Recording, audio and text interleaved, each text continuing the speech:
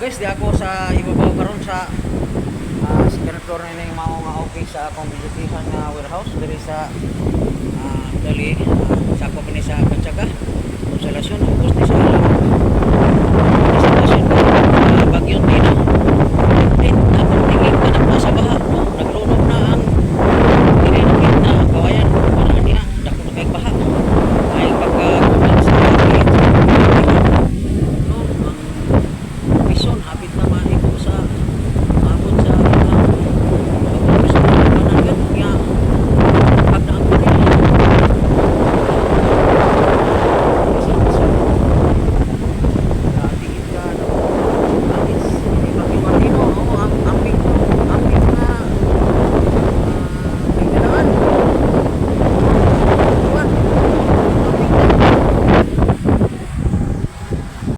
so diri wagid kagwanta sa hangin na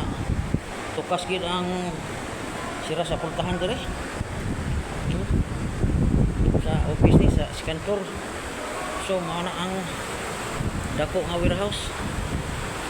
dayon mao ni ang sitwasyon sa gid ilang kay tagakuan diri guys kay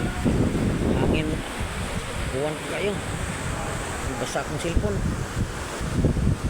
So mao ni siya tig yung dako sa baha o padong dito sa eskina yun sa Konsolasyon ang baha nagsige pa og kuan ang uwan og ng hangin sa Pagintino abot na sa kuan si RB diri sa tubangan din sa warehouse sabi gid sa may poste na trap diha sa may kawayan kay paglabang nila sa sa Taytayan igura nakalabang sa kalsada dili nang gid kaagi si Mark niya naa siya sa kawayan karon kini nga kawayan o kay di siya kamamlangoy